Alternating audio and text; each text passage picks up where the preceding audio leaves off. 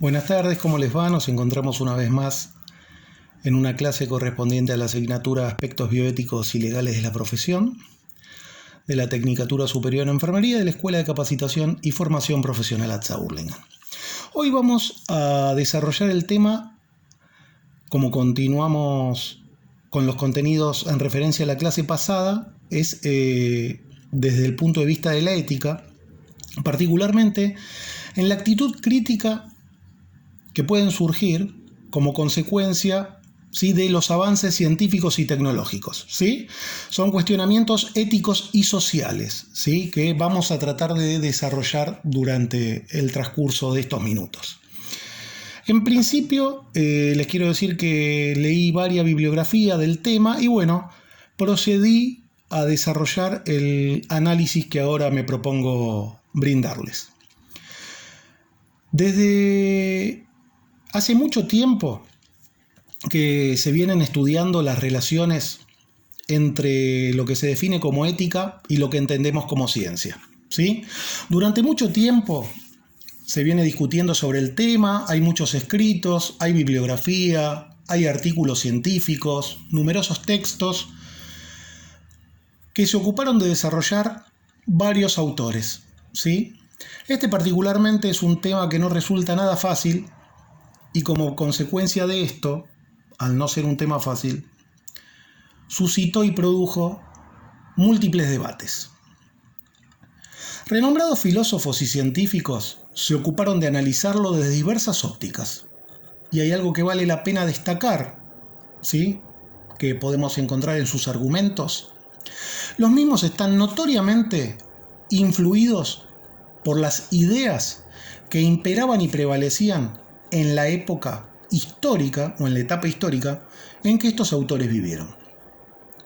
Otro momento clave que es necesario tener en cuenta es que en la antigüedad y hasta hace muy poco tiempo se aceptaba una clara separación, por decirlo de una forma, entre la ciencia y la tecnología. Hecho que actualmente no sucede porque se acuñó hace un tiempo y se comenzó a utilizar un término, ¿sí?, el cual es tecnociencia, que el mismo refleja una nueva situación. No podemos desentender, o no podemos entender más bien, una técnica separada de la ciencia o una ciencia separada de la técnica. Los avances son científicos tecnológicos, por eso de ahí que se propició actualmente el uso del término tecnociencia.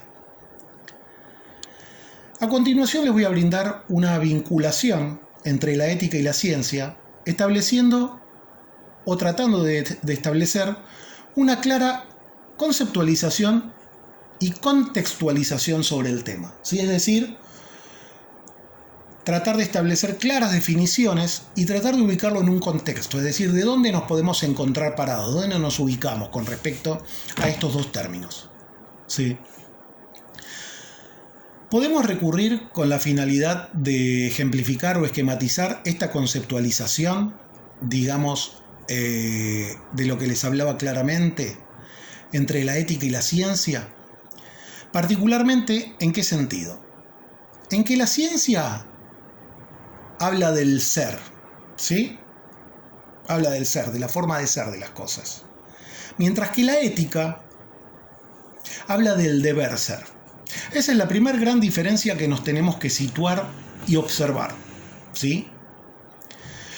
Podemos, para ser más clarificadores, recurrir a un filósofo muy reconocido, Immanuel Kant, ¿sí?, que este hombre utilizó lo que se llama la diferencia kantiana entre lo que es el reino de la naturaleza, o sea, de la necesidad, y el reino de la libertad.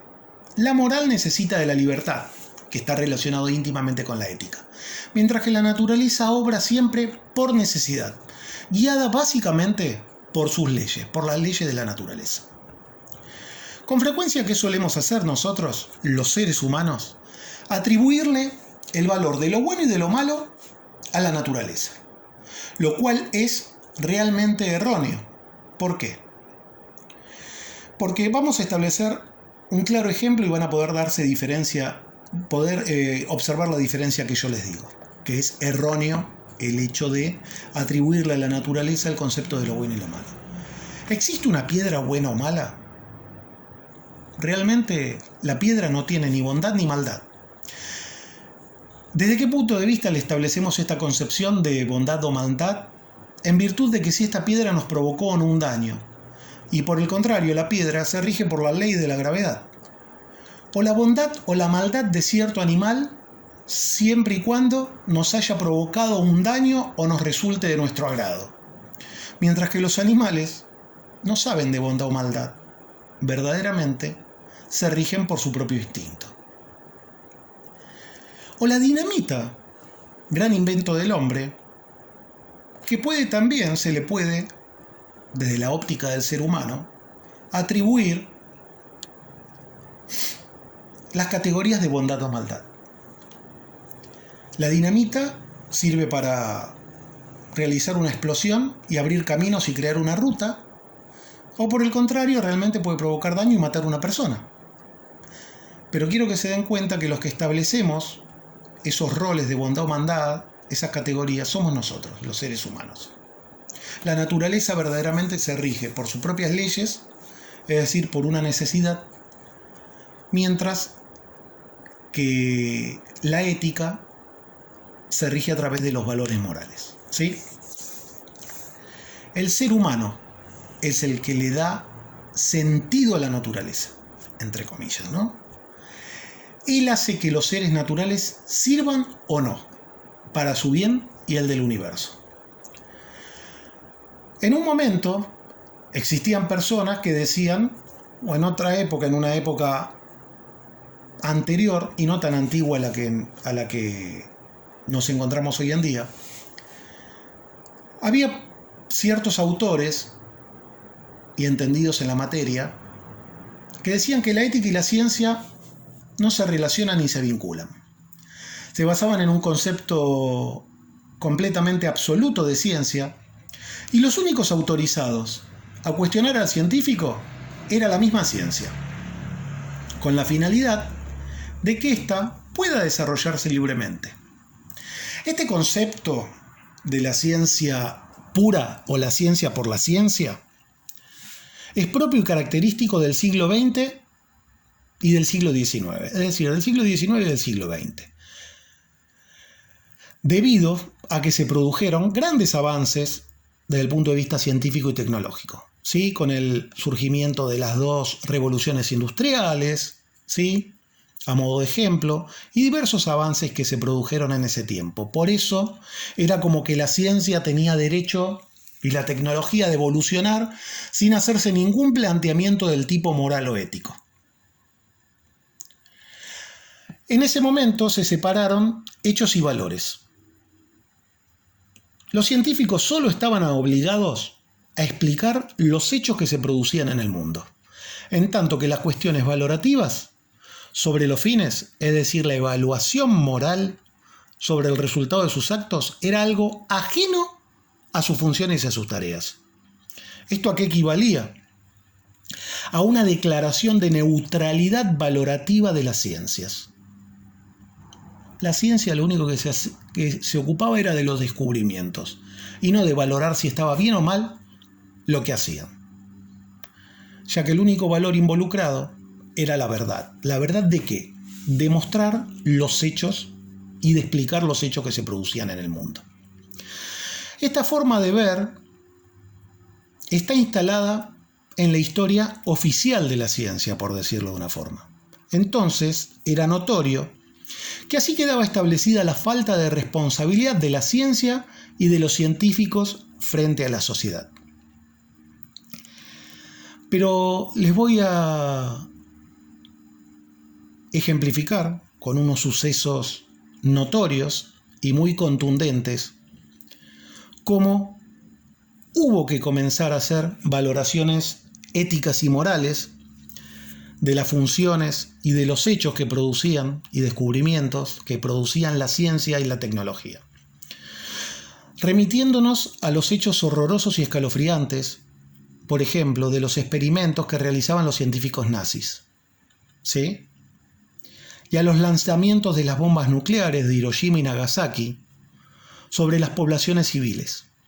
Entonces, a partir de este momento, nadie puede decir y establecer que la ciencia es pura y no debe ser regulada por la ética. No es que la ciencia en particular deba tener una ética, sino más bien que los científicos y los técnicos deben actuar éticamente, es decir, de forma ética, cuando trabajan con la ciencia y la tecnología. La ciencia particularmente no es un fin, sino un medio para el progreso del ser humano, para el progreso de la persona humana. ¿Se justifica realmente si lo promueve, si ayuda a su perfeccionamiento, a su bienestar? De lo contrario, no tiene sentido, aunque la comunidad científica busque justificar o considere muy importante tal o cual experimento. Por eso, a nivel mundial, existen algunos gobiernos que han regulado y han prohibido, a través de ciertas leyes correspondientes a cada nación, el hecho de realizar experimentos que signifiquen realmente un detrimento o un daño para la humanidad. Es decir, que no signifiquen un beneficio para esta. Esta prohibición, claramente digo, se puede interpretar como un ordenamiento de la ciencia y no como una mera interferencia en la misma. El científico, que produce conocimientos, que produce avances, siempre que esos avances sean bien entendidos, que son un beneficio para la ciencia, para la población, no solo para la ciencia, sino para la población y la humanidad, debe preguntarse y analizar fríamente: ¿puedo hacer esto? ¿Realmente puedo hacer esto? Y no solo debe preguntarse ¿puedo hacer esto?, sino que debe preguntarse ¿debo hacerlo? Y claramente, a la primera pregunta del ¿puedo hacer esto?, responde la ciencia, mientras que a la segunda pregunta de ¿debo hacerlo?, solo responde la ética. Actualmente hay publicaciones dirigidas al análisis de las vinculaciones de la ética con las tareas particulares y específicas de la ciencia y la tecnología, y demuestran, de diversos enfoques, la imposibilidad de una ciencia y una tecnología aisladas, es decir, puras y que estén exentas de todo juicio moral. Desde una nueva óptica y desde un nuevo enfoque, tanto la ciencia como la tecnología están constituidas como sistemas de acciones intencionales, es decir, que buscan, que tienen una intención. ¿Y esto qué hace?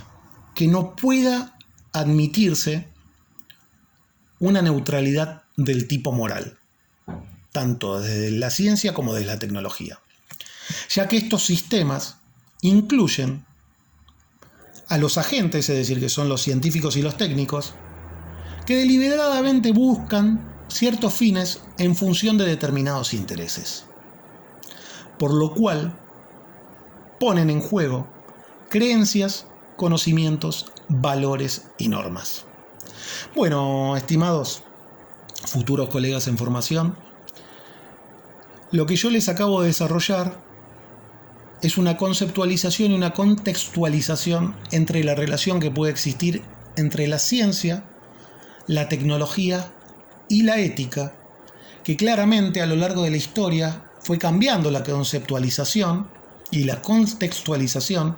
Pudieron notar claramente que son épocas diferentes, las cuales vivimos actualmente, con las que se vivieron en otras etapas históricas de la vida, cuando ciertos autores o entendidos en la materia desarrollaron esas concepciones que yo les expuse hace un momento.